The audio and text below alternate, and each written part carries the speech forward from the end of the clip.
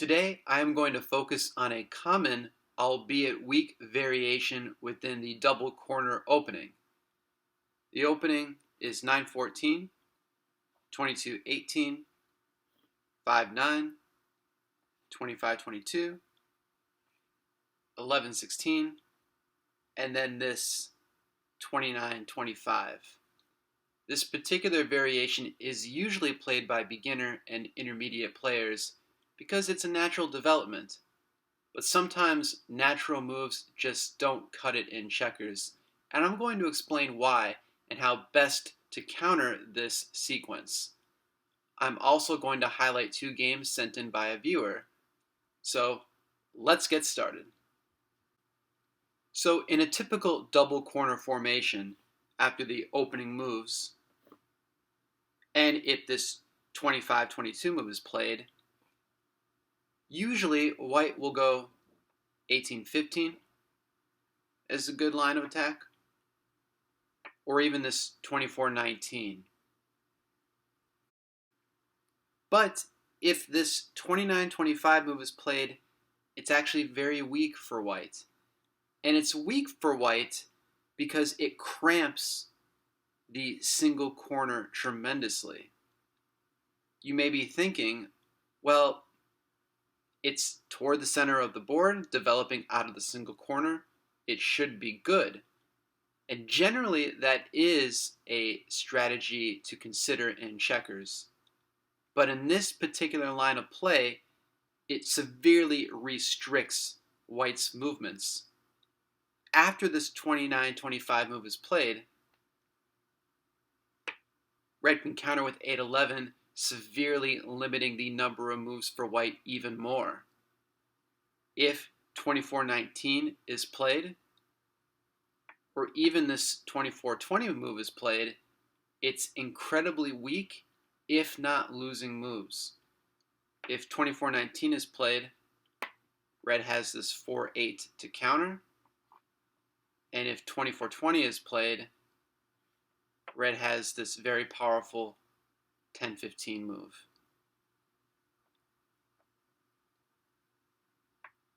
So really, the only playable moves on the board for white is just one move, actually, and it's this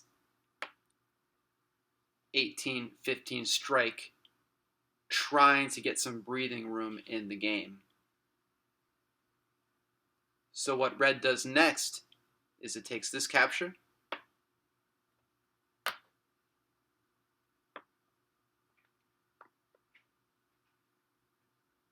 completing the jumping sequence. And now red is really going to force the next couple moves for white. And it does that first by pressing this piece on 15. And it presses by going 7-10. White is going to cover up with 27-24. The exchange. And now red is going to capture the center square with this 16-19 exchange. So very forceful play at this point. Now white can develop either 31-27 or 32-27. If it goes 31-27, red's going to develop 4-8. And then white can continue the runoff with 27-23. Red backs it up.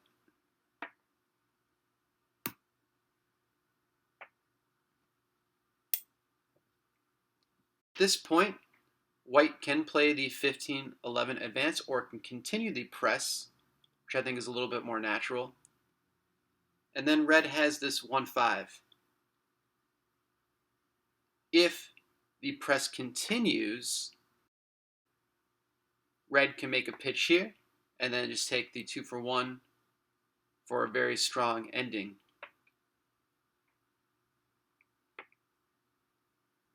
But instead, if white goes into the 11 square, red can move 14-18. Again, severely limiting the number of moves for white. If white tries to capture this piece, instead of going 3-7, it's actually best to go in for a king. And even though white is a piece ahead, it has to be very, very careful. Likely the best moves next is just pitching this piece out, but again, it's a very, very strong ending for red. So instead, if we back this up,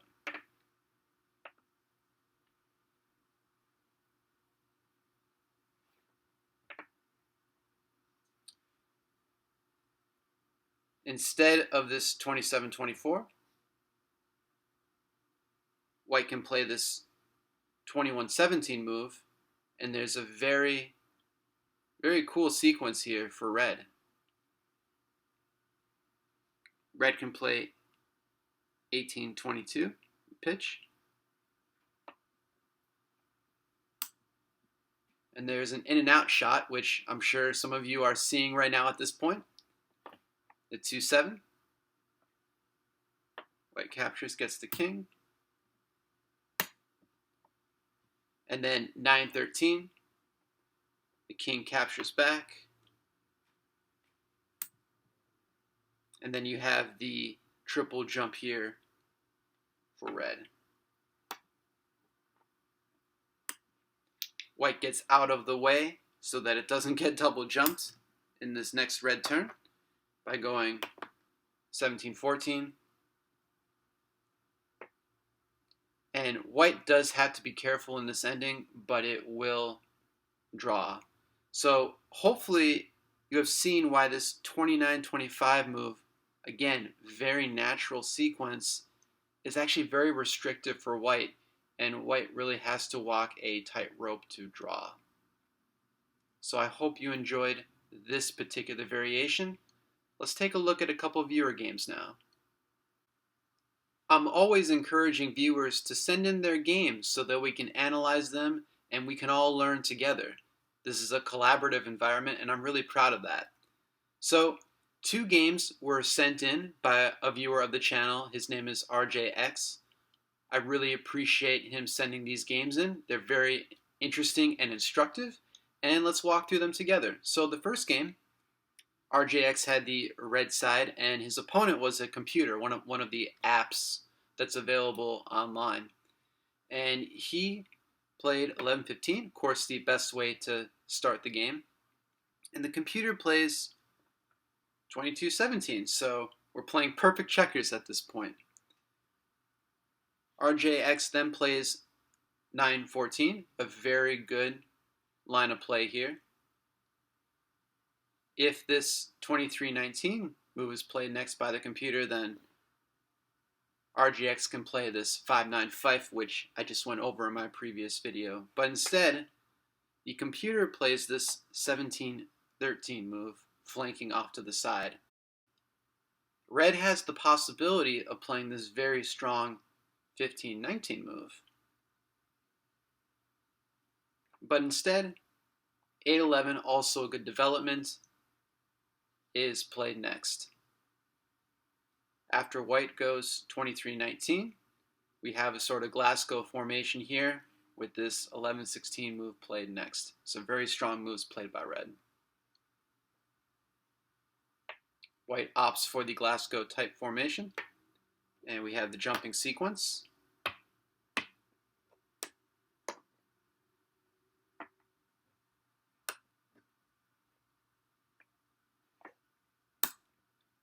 So now white is a piece ahead. And typically in these Glasgow type formations, 3-7 will be played next, gain the piece back for a very even game. Instead, this really interesting 10-15 move is played, followed by an equally as interesting 26-22 move by the computer. Red plays 14-18, looking to drive into white's core here. And white counters with 28-24, looking to provide a backstop for this piece. After 12-16, computer once again plays this interesting 31-26. And then red plays 16-20, looking to again drive into white's double corner. 16-19 can also be played. What's really interesting is the computer plays this pitch next with the 11-7. Now, if this jump is taken first, white gets the double, and then red can get the double back, and it's actually a very even game. Instead, red takes this jump first. White then goes 22-17, and then after the jumping sequence,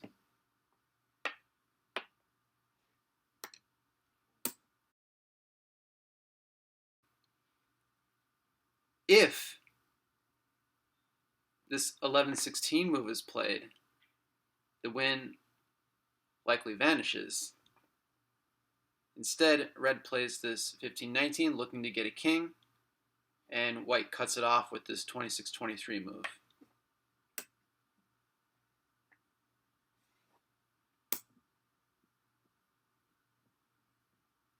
Red plays 11-16 next, and if white just goes 25-22 and into 18, it has this double sequence here. But instead, white plays this 23-18 move, which once again will draw. Red just has to develop 4-8, and then 8-11, and then ultimately white will have to give the piece back. But instead, red went in for a king and ultimately did lose. But this just goes to show the seesaw and how even though an unorthodox move may look to lose, it can still draw in these types of games. So let's take another look at the second game that Rjexe shared with us. Let's take a look at the second game Rjexe sent in. Once again, he had the red pieces and the computer had the white pieces. And he opened with the double corner. White countered with 24-19, and he developed 5-9. Very good formation. The computer then plays 27-24, and Rjexe does not take the center with 11-15. Instead, he plays 11-16, allowing white to capture the center. After 16-20, white plays this 31-27, and white has to start to be a little careful here. After 8-11, this 19-15, or even 21-17, and then the 2 for 2 is probably best. But instead, white plays this losing move, 25-22. So white is already in a loss here. Rjexe has a win on the board. And he counters it very well. He plays the correct 11-16 move next. White waits with this 29-25. And again, the correct 4-8 is played next. White is starting to run out of moves. Now, after this 18-15, red plays this 7-11, which is not great because white has this 22-17 move after the jump, and this 19-15 exchange really ruins red's double corner. Instead, the proper winning formation here would be to go 1-5 next. But after the 7-11 is played, white does not go 22-17 and instead goes back into the loss with 22-18. Rjexe stopped for a little bit here and ultimately played this 2-7 move, which will unfortunately lose for red after white goes 25-22, 1-5, and then 30-25, and then red has completely run out of moves. But instead, if we back it up, we can actually go through the winning sequence for red. So instead of 2-7, 3-7 is actually the move to play. And then after 26-22, 1-5, 30-26, and now, because you have a backstop on 2, red can play this 9-13 exchange, which it does.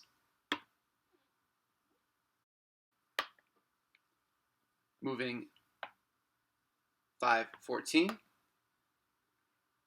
white going 22-18 next, and then 13-17, white jumping here, red jumping back,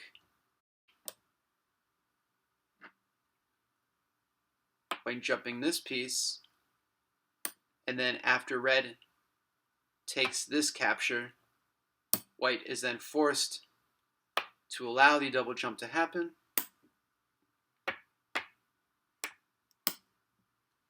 Gets the king and has to move either one of these pieces out of the way, and red will win the game. So very instructive. Thank you so very much for sharing that with us. And thanks, as always, for watching.